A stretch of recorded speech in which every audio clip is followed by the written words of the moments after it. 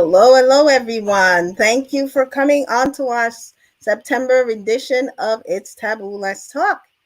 I'm your host, Sophia Abdul Kawi, founder and executive director of Muslim Sisters of Staten Island. Joining us today is Sister Zainab Abdurrahim from Muslim Wholehearted Initiatives. Welcome, sis. How are you? Well, Assalamu alaikum wa rahmatullah. Thank you. Thank you. Happy to be here. I'm good. Alhamdulillah. Always a pleasure. Always a pleasure. Alhamdulillah. Alhamdulillah. Alhamdulillah. We're talking about sickle cell anemia. And sickle cell anemia, for those who don't know, is a disease that affects the Black and Brown community, especially the African American community. Um, it's it's a blood disease that affects us in different ways, and it because it's blood travels through the blood and it's sickled. It causes a sickle in the cell. So the red blood cell that we have in our bodies, it's supposed to be round, like an oval, like the shape. And so when the sickling comes together, well, actually, when the cell becomes sickled, it's not able to flow through the bloodstream in the right way. So when they kind of clot together and causes all kinds of problems, because as we know, our organs need blood to flow through them in order for them to survive. And so if we're having clots in different spaces, it can cause a lot of harm to our organs.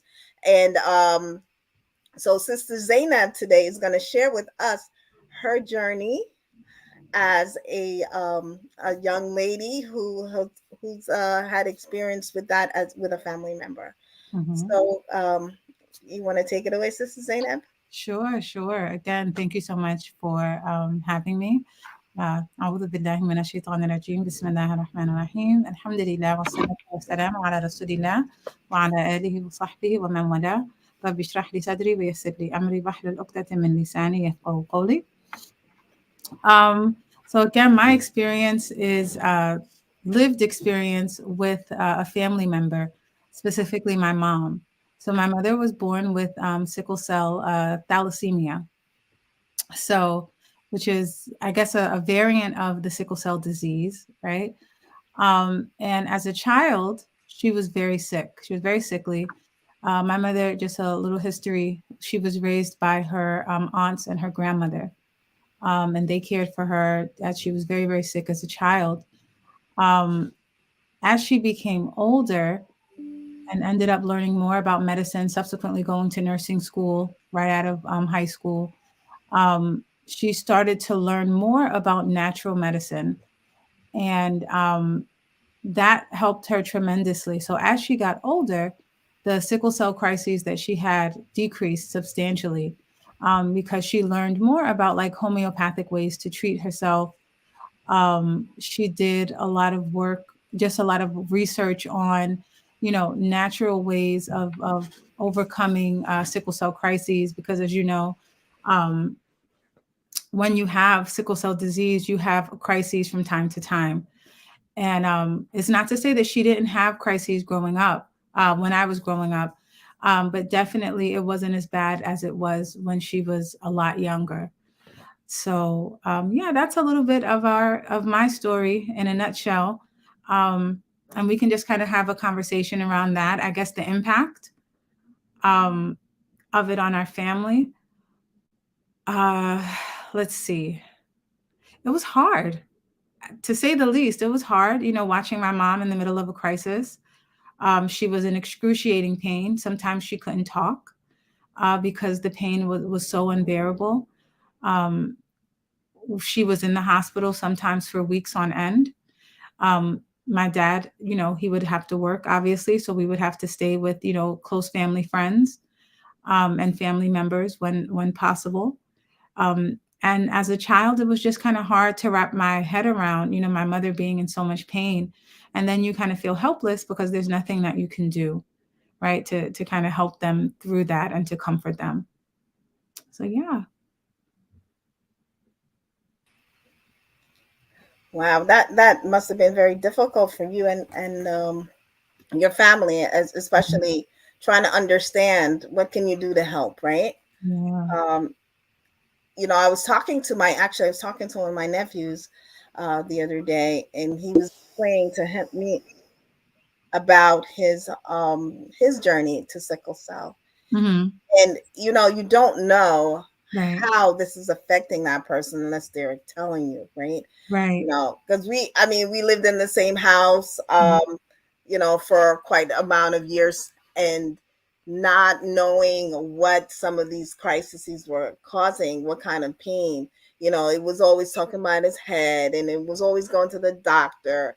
And Mhm. one of the things that I found, especially with Black people, that we don't talk about these things, right? We don't Right. talk about the different types of illnesses that's going on in the family. So when there's some symptoms that are happening to the younger folks, you know, um, we don't let them know, hey, you know what, this happened to your grandmother, or this happened to this. Let's check it out. Mhm. He was telling me about his journey, to finding out and to truly be diagnosed with sickle cell, because he didn't know as a child. Um, Mm. he really didn't. He was having stomach issues and this kind of issues, and Mm. he was always, feeling passing out at times. He were having these episodes where he would pass out at school. He couldn't play sports, for instance, because of these different episodes that he was having. So, because he was like, that's the reason why I didn't really play sports, because I was having these episodes, and the doctor did not allow me to, didn't say it was safe for me to Mhm. participate in sports because of what was happening to me, as him, should I say, at Mhm. during those episodes. Now, I'm from a Caribbean background, Mhm. and as we know from people from different backgrounds, especially, like I said, black people, we don't really talk about any kind of thing. It's just everything's under the rug. Oh, don't say this about this person, or don't, the shame, the stigma, the different things that comes with that. But we, as a people, we have to really be mindful to educate ourselves and others about different things. It shouldn't be a shame. Right. It should be something that we understand and let everyone know that, hey, this runs in your family. How many times have you gone to the doctor and they ask you all these questions and you're like, I don't really know. I don't know if heart disease runs in my family, unless someone told you, oh, this person had a heart attack, right? Right. um or nobody knows if kidney disease, because runs in the family, and it might not even be that the person has kidney disease, but they have something else precipitating that, right? Something Mhm. that will cause different damages to our organs, because that's what sickling does. It Mhm. damages your eyes, it damages it is just as, I believe, it's just as deadly, or should I say, or as harmful as diabetes, Mhm. because it affects all our organs, because once again, the blood flows through those organs. So it was very interesting to hear um his process, and I Mhm. wish he was able to get online now. I'm still trying to get in touch with him and see where he's at. He's Mhm. probably caught in traffic. However, based on the stories that he had shared with me, I was I was dumbfounded to really even not understand, not even knowing that this was occurring in his life, and now his concern for his children, because as we know, sickle cell, it does affect every other child, and my sister had five. Wow. Yeah, my sister has five children, and I think three out of the four boys has it. So now they have to be mindful of that with their children. Now, when you say have it, you mean they have the Have the, trait. the the trait. They have the Okay. trait. Okay. Yes, Yeah. not the disease. But for Mhm. some reason, I feel that the sickle cell itself affects everyone differently, It does, right? including the trait. Including the Yes, trait. yes, and that's why based on that conversation, because Mhm. I'm a nurse, and I've gone to Mhm. nursing school, and I know a few things about certain diseases, Mhm. but most of the time the trait doesn't really affect you as much. But Oh. then it depends. And so Oh. that those are some, Mhm. some things that I'm learning now, that, oh my God, so you Right. don't have the full blown disease. However, you Mhm. have all the things that adds up to you having it. And It's it's funny and that you it was say that. wild. subhanallah, it's funny that you say that, because just full disclosure, again, I'm speaking as someone purely with lived experience. I am not a medical professional, but myself and all of my siblings, and actually all of our children, which is the interesting part, we have all inherited the sickle cell trait. Myself, Wow. my three siblings, and our children have all, Really? yes, all of our children have the SubhanAllah. trait. Yes. And it's interesting because as you were speaking to, the trait, it does have an impact on you. So for myself, I have a malabsorption to iron.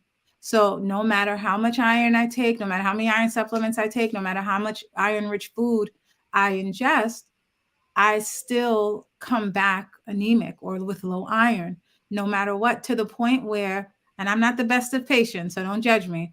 But to the point where I'm supposed to be having like bi-weekly Infusions? iron infusions. Yes.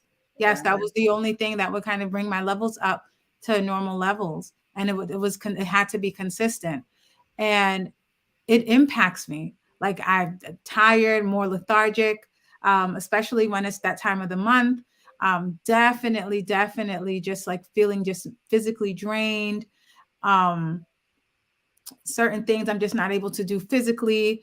And I remember just kind of doing research and speaking with my own physician and making those connections. Well, this has something to do with the trait. This is the result of the trait, because as you mentioned, it does impact each person differently. But my dad doesn't have the trait. My daughter's father did not have the trait. So alhamdulillah, we only passed on the trait, and inshallah, our well, Right. we've utilized the fact. My mother was very diligent about um, making sure that when we married, that we had these conversations with our potential spouses. Hey, we need to do a simple blood test to determine whether or not you have the trait, right? So that was something that we did immediately. So yeah, yeah, And that's important too, because in Islam we're always telling everybody, go get married, right, and but then it could be the fact that if you plan on having children, right, you have to be careful who you marry, basically, right. right? Um, because there's so many other things Mhm. besides sickle cell Right. that can be passed on to your children, and that's Mhm. not something that you want to do. It's just like having two negative charges, right? Doesn't Mhm. really make a positive at all Right, in this right. instant, so oh my goodness, it's just amazing how these different cells in our body, it makes you think about the marvel of Allah, right? Mhm. And how Mhm. he creates the things that he creates for Yeah. us to come together. Now the heme, when you were talking earlier about the iron deficiency anemia, right? And because it's the heme, which is makes up the red blood cells, right? That's Mhm. really that's what that sickling does. It prevents your body, like you said, having malabsorption because it's not working properly. That's why I kind of named it like G cell gone wrong, Mm. because it went awry. It's not functioning the way that it was created to function. And so it makes you think about how intricate the human body is. Yes. I marvel at all the time, and it's Mhm. crazy because when I was in school learning about medicine and nursing and all this other diseases, I always marveled at how precise certain things are, and how it's like a puzzle piece, Mhm. right? And that just gives me a lot of pleasure, actually, just thinking about how the body works, and it just marvels, like even when you look at a newborn baby, you Mhm. know how we come together as human beings. It's Yes. just like it's totally amazing. You can't, there's no other thing you could say but alhamdulillah. God is definitely great and good, and he allows these things to come together. It's just truly amazing. So I know you mentioned about your journey and your family. How are your siblings? Are they having Mhm. similar manifestations of the disease, or should I say the trait? uh Mhm. or is it everyone having a different experience with the trait? Well, we each have a different experience with the trait. But the one thing that we all have in common is that we all happen to be anemic, right? Mm, My oldest sister, she also has a malabsorption to iron, but my other siblings don't. But we all are anemic, interestingly enough. Um, and I guess it impacts, like you said, it impacts each of us differently.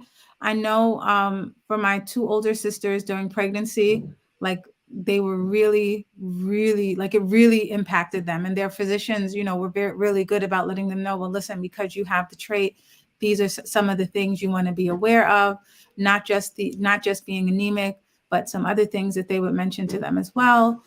Um, I think the biggest thing that I credit my mom with doing with us is just educating us, right? On what to do, how to do things naturally. She was very big on holistic medicine, and natural remedies, because that's what helped her so much.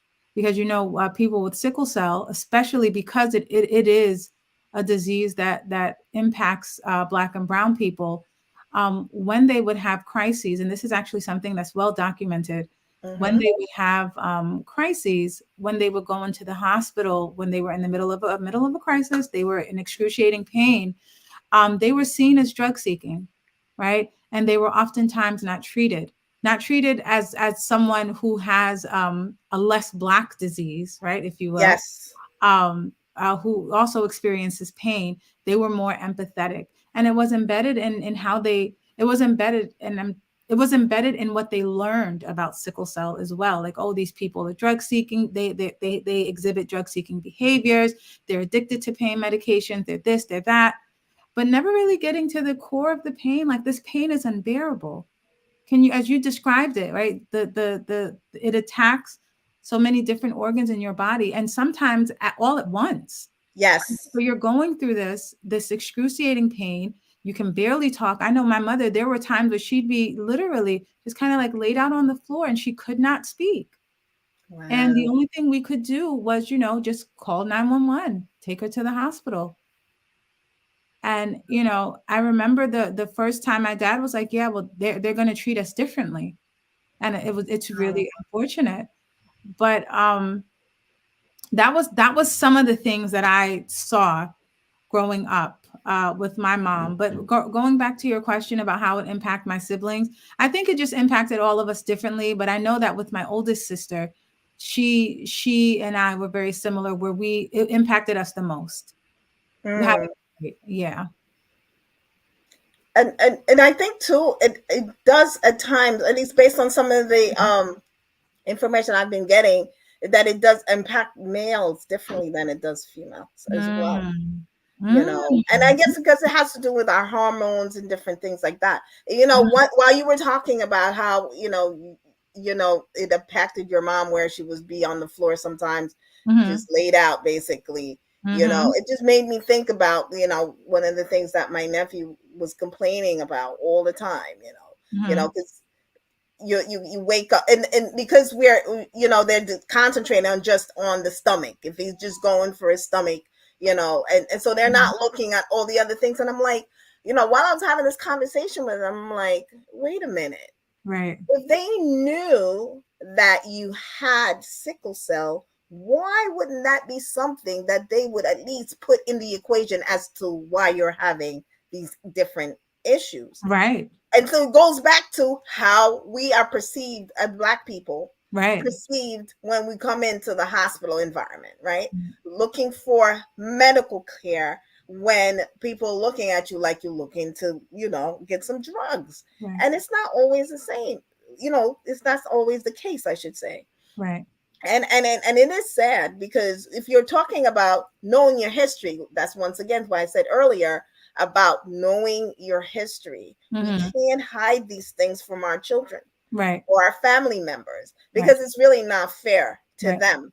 you know you may have a family member that's always in the hospital, always this, and people don't want to say why. Mhm. But it's not that you want to know people's business, but it could impact you because of the genes, right?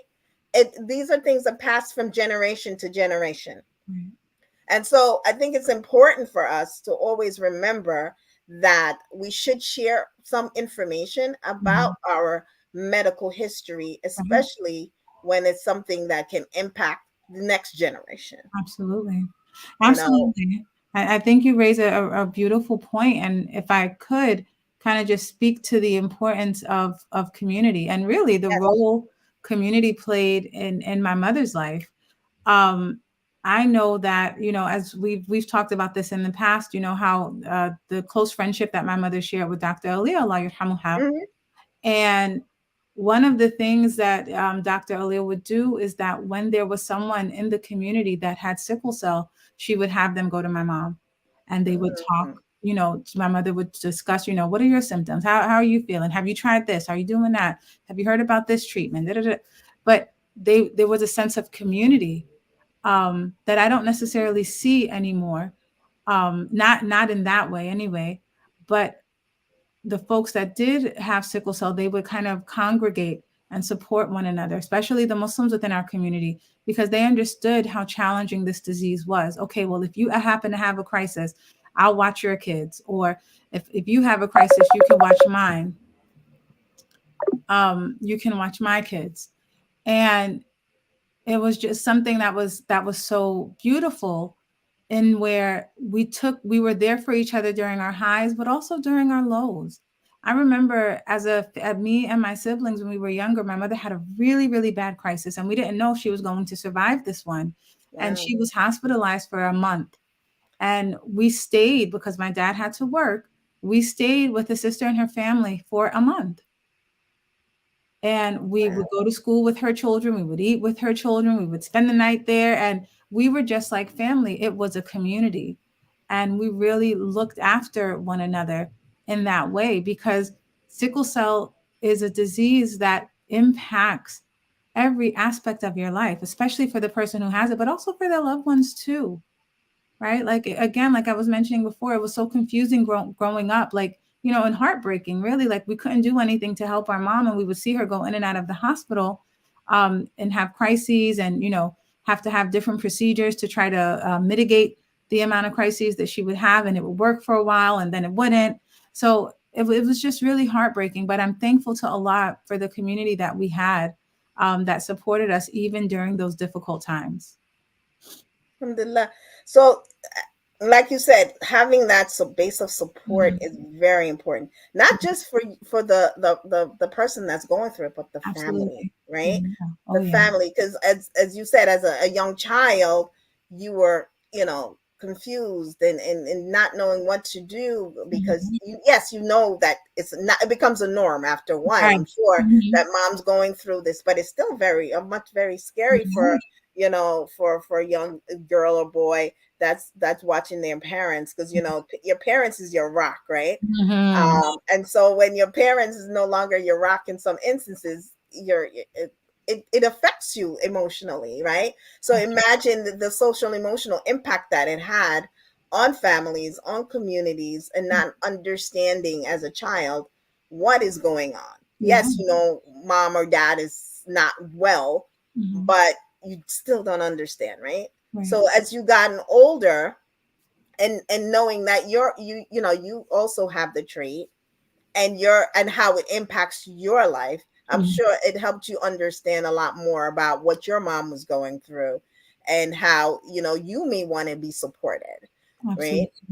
Absolutely. And so you'll be a good person to be a support to someone who's going through that, and I'm sure it has a lot of mental impact as well, mental Mhm. health impact on someone who's going through that, those types of illness, that it's just I'm sure it's like just taxing on the body, the It is. mind, the spirit, and if you don't have that um support, right? You don't have Mhm. that support in hand, it could be very, very difficult for someone Absolutely. to go through that and time after time, because after you have that storm, right? Then Mhm. you have that ease, right? And then you have Right. the storm again. And it's sometimes, based on what I've been hearing, sometimes you're kind of like holding your breath, right? Mhm. To hold your breath before you're like, oh my God, when is the next one happening? Because you feel that sense of impending doom, so to speak, when those crises happen. Right. So, and I'm sure the family is also feeling the same way as the person that having the effects of it, because now they're like, okay, can I brace myself to see what's going to happen next?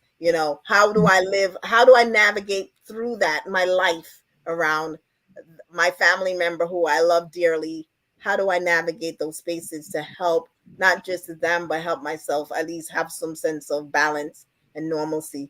Because after a while, that becomes the normal, a normal way of living. Absolutely, right. And I think what you're touching on is something that is really important, because there is a mental health component to that, right? There, it leads to Mhm. unmet needs, right? As a Yes. child, you can't reconcile that mommy is sick and that's why she's not around, right? You're just looking for mommy. You don't have it. You're not developed mentally there yet to reconcile what's happening with mommy. And of course, you have people around, explaining to you and hopefully supporting you in that case, but it is still hard, and it still does lead to unmet needs and expectations within the child, right? Mm. Yes. That can follow them for years and years on end, right? And it's not necessarily about blaming the parent that couldn't be there, or the parent for their attention being somewhere else. It just is what it is, but it doesn't change the fact that that is something that impacts the child in a very real way. So one of the things that I think is really just important when it comes to, if you're a caretaker, if you're the child of someone with sickle cell, one of the things that I think is extremely important to do is to make sure that you have support. Yes. And, one of the things that, even in observing my dad, I felt like he did not have enough emotional support in taking care of my mom, right? Mm. And all That's that he, right. right? Because, as men, and especially black men, we put it all on our back, right? Yes. Got it. And it was like, you got to lay that burden down sometimes, and you got to give yourself some grace, and you got to get yourself some support as well. So I would definitely say, make sure you have a strong support system. Make sure you have folks around you that you are safe enough to fall apart with, right? Because Mm. we don't have to carry it all, right? We're dealing, loving someone and taking care of someone with a disease that is as debilitating as sickle cell can be overwhelming. So make sure you have your supports in place. The other thing I would say is take breaks, and take breaks often, especially as a caregiver or a child of. Um, if you're providing care in any capacity, just take breaks as often as you can, and give yourself grace for not being able to do it all. Right? Allah subhanahu wa ta'ala didn't create us to be able to take on everything, and forgive yourself for the things that you can't do. Um, and understand that this is not your fault. This is just a test from Allah. Allah has placed this upon this person, and we don't know why. And it's not really important for us to necessarily know the why, but to support as best we can, and to accept the things that we really can't change. I think that one of the many things I took away from my mom, like, she was very, it was hard for her, and no doubt about that the disease was hard for her, but she was very accepting of, this is what Allah has placed upon me. And I submit to what Allah has placed upon me. It didn't mean that she stopped fighting, and it didn't mean that, she gave up on herself or she was apathetic, nothing like that. But she was really accepting. This is the disease I was born with. Perhaps this is, I guess, speaking as a Muslim, my ticket to Jannah. If I'm patient with this, then bi'idhnillah, by Allah's permission, this will be that gateway to Jannah as well. So also keeping that, having that firm connection to Allah, and understanding that nothing happens without His permission, right? So those are some of the things that I think are helpful when you're dealing with someone with such a disease. You touched on a very strong point. Mm. You touched on a very strong point when you said supporting the supporter. Yes. Because sometimes we forget, right? Yeah. With any disease itself, Right. supporting the supporter is a biggie, right? Right. Alhamdulillah. Assalamu alaikum, sister. Alaikum assalam. Thanks for being here. Dr. Amina Ali. Jazakallah khair for stopping by. I know you had a little run in with traffic, huh? I Oh, just didn't realize it was just going to be this hectic at this time of the day. I mean, I guess it is rush hour, but I just didn't expect it to be this rough. I apologize. How is everyone? Alhamdulillah. Alhamdulillah. Thank you so much for coming. Sister Zainab and I were just talking. We're going over how, needing the support and having support of having the support person be supported by the community, and because it's also taxing on the husband or wife, if in a family that's going through these crises. And we talked mhm, about how it affects the children, and we talked about a little bit about the emotional and mental impact Hmm. that this disease can have on a family. We Yes. also we also touched a little bit about how, culturally, people don't want to talk about stuff. It's not a mhm, thing. I was like, oh no. right, And what's sad about it is that they we don't want to speak about it because then it becomes real. I think a lot Mm, of times when we say, we have someone in our family with sickle cell or sickle cell trait, or it's easy to talk about it, but when it's us or our husband or our child, even it makes it real for someone to bring up that conversation, and then the fact that we have conversation about it makes it even more real because now we have to talk about the truth of it because it's no sense in making a greater sin by lying about it, and dealing with it in and of itself is a greater trigger.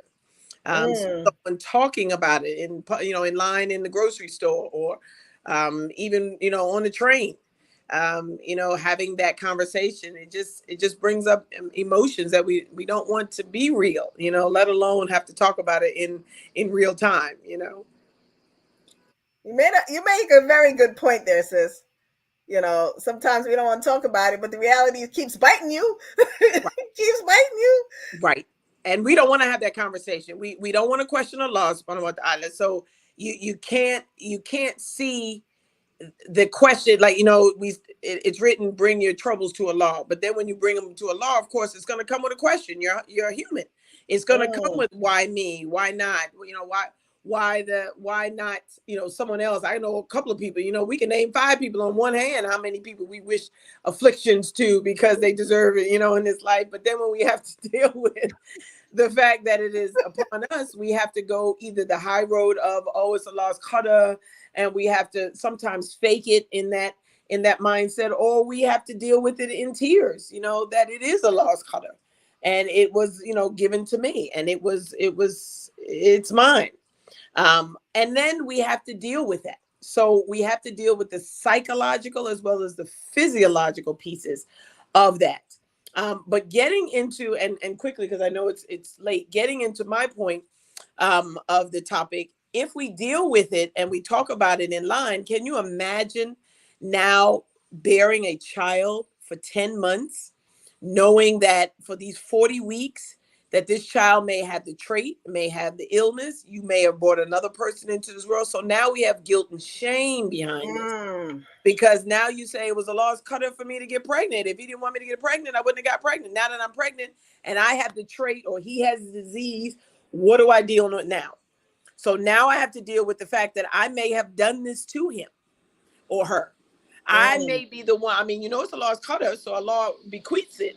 But you feel this human side of you that says, I didn't have to get pregnant. I didn't have to keep the baby. There's options out here. And knowing that the child will suffer, we have those options. And all of that goes through your mind at the same time that you're still dealing with the fact that this child may have this disease. So what do you do with that? I'm going to give you a few pointers. I hope you can see me because I have to go to my other screen. Um, and some of these. uh, no, can't see you, but that's okay. You can do the screen. It's Oh, okay. We can't see you right now, but it's okay. oh, Flip no, your screen. It's sorry. all good. Um, oh wow. So I'll do this quickly. I apologize. I went off to get onto I have my notes in my phone. Um, but I wanted to top on some of the things that we think about when we think about pregnancy. And this may be, I may have reiterated some of the things that already been said, but these are the things that are causative during pregnancy. The first one is the increased risk, of course, that like we just talked about, that if you have the trait or he has the disease or vice versa, or both of you have the trait, there's a plausibility that you could have a child with the disease. And this is one of those things where two traits can make the disease, or two diseases can just give the trait. You know, it's one of those things that's kind of fickle. The second one is a preconception planning. So this is crucial for women with sickle cell disease to engage in preconception planning. This is consulting with the healthcare provider to optimize health before getting pregnant, managing existing complications, and taking, of course, your folic acid. You know, that's a huge, huge piece. And making sure that this is one of the things that you are planning in your preconception. This is before you get pregnant. Then medical monitoring. Number three, of course, is throughout your pregnancy and the conception piece, we have to be closely monitored. Regular checkups and blood tests, of course, to track her health, to see if she's in crisis. If you're butting into crisis, you know, there's levels in your system that can tell. And then to tell if the baby's developing properly and if there are any complications that are identifiable in utero. This is very, very important because there's some things that we can do now that can ward off certain things gestationally that will allow the child to have a better outcome. Not necessarily, you know, complete outcome, but a better one. Pain management, you know, with sickle cell and the sickle piece of it, it can be triggered or exacerbated through pregnancy. So you may not have ever had a crisis, ever, and get pregnant and like have one every month. It could be just that, and it's happened. We've had a woman that had it in the beginning, had it at the beginning of each trimester, and then had it like a couple of weeks. She actually knew she was going into labor because she went into crisis like a couple of weeks before she went into labor. And she said this was even worse than any of the other three. So it can be something like that. There are women that have had crisis before pregnancy, and pregnancy has actually calmed it where they didn't have crisis. But these are the factors and the variables that you have to deal with.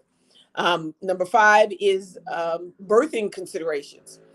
This is the most crucial decision you can make. Are you going to have a C-section and possibly ward off a crisis?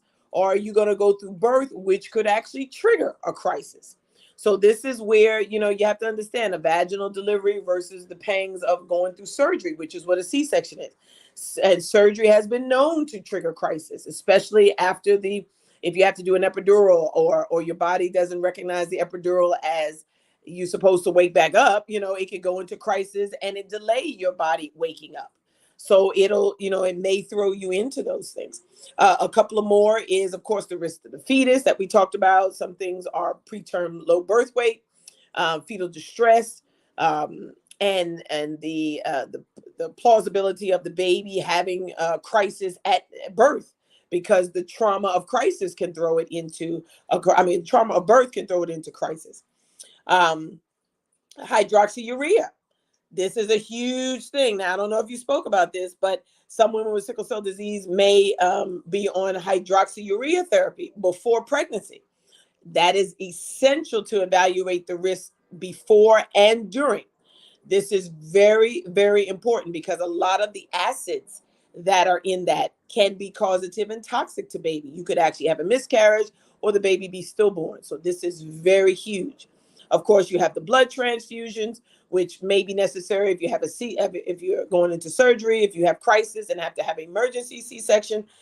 These transfusions require careful consideration because you may need it for the gestation of the baby. You go 10 months and then not bring baby home because you didn't have enough of whatever to carry baby to term. Of course, you have genetic counseling, and then most important, postpartum care. This period is crucial for mother and baby because you're going to be breastfeeding.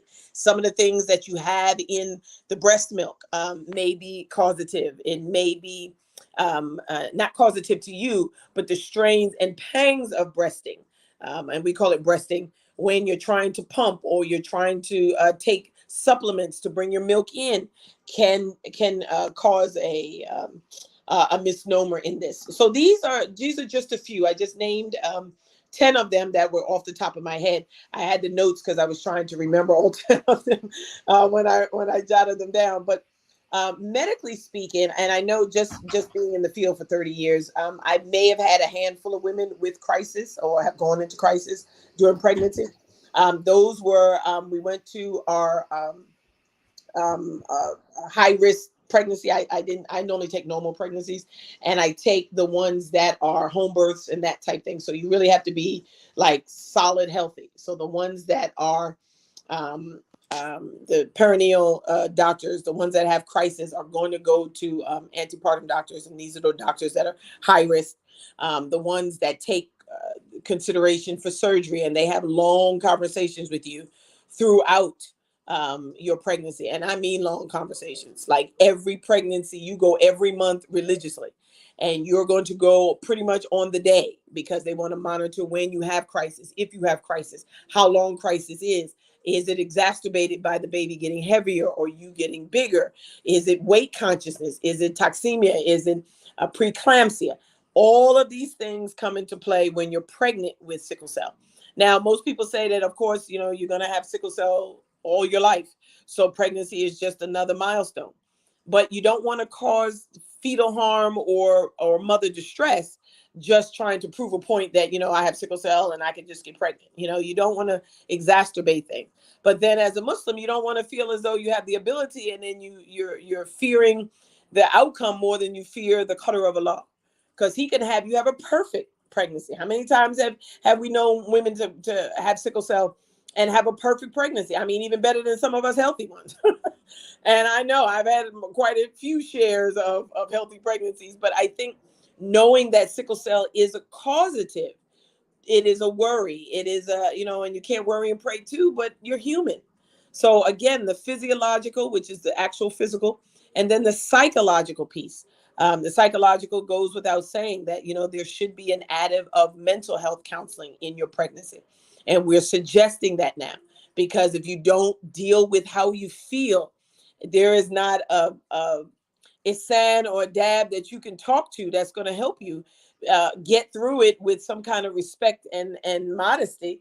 If you're questioning all of this and dealing with it negatively, and cursing your Lord and all of the things that women have done in trying to deal with this. No, Allah, there is no God, and stuff, Allah, and saying these, I've heard it.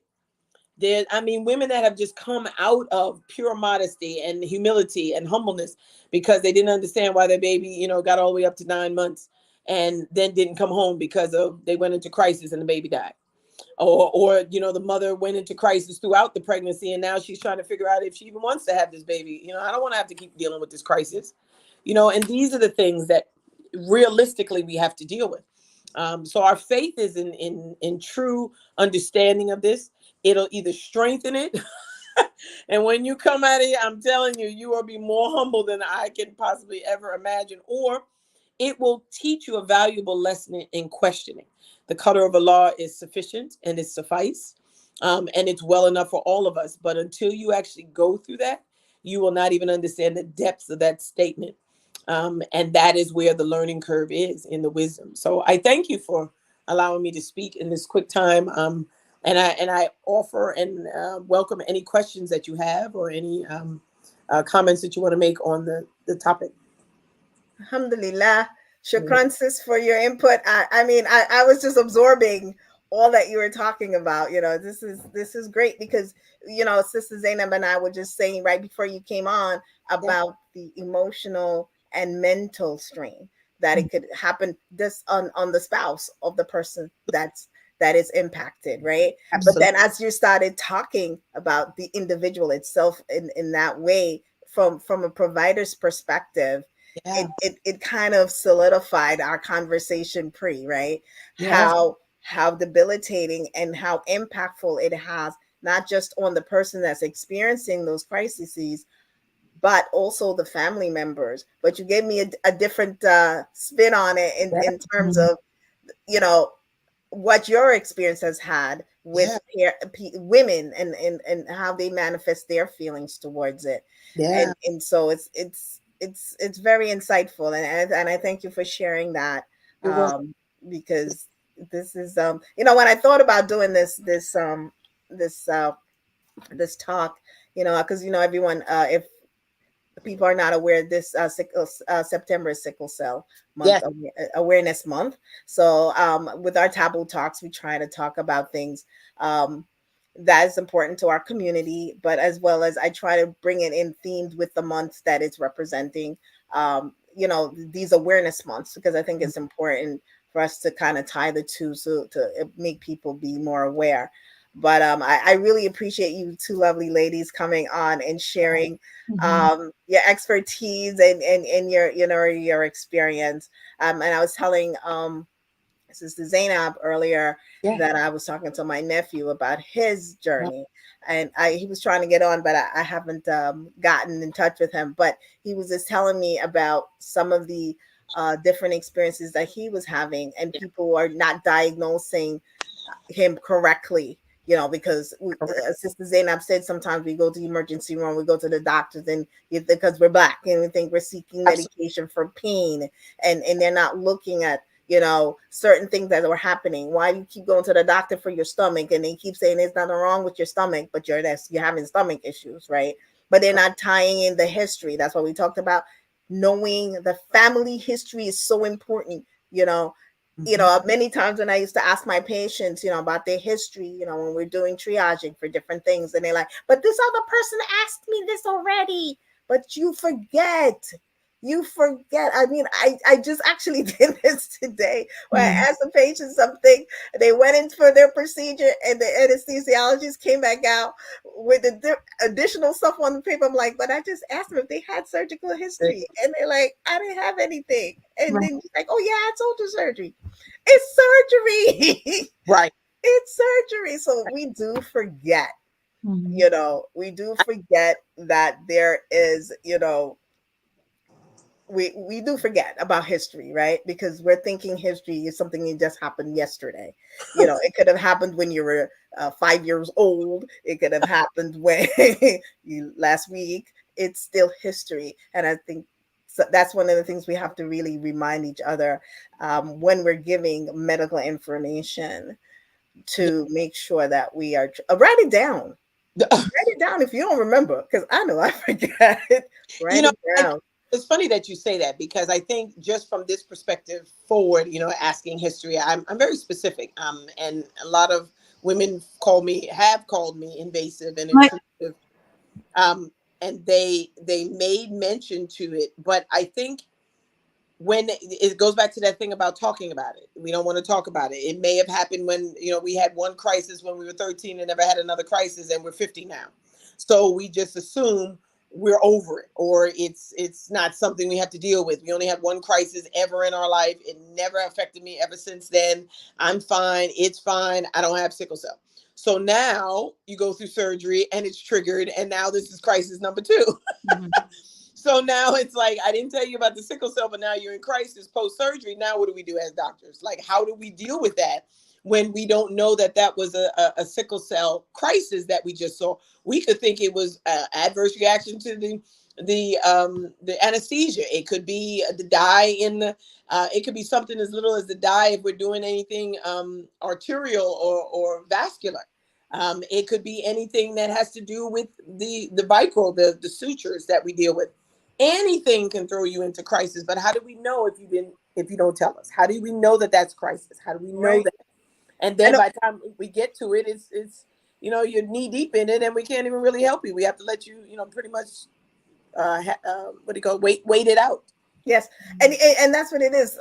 By not disclosing those types of information can put the provider at a disadvantage to be able to help you, right? Yeah. In a way that you need to be helped. And so, like I said, write it down. Or they'll have some guys be like, I don't know, ask my wife. That drives me bananas.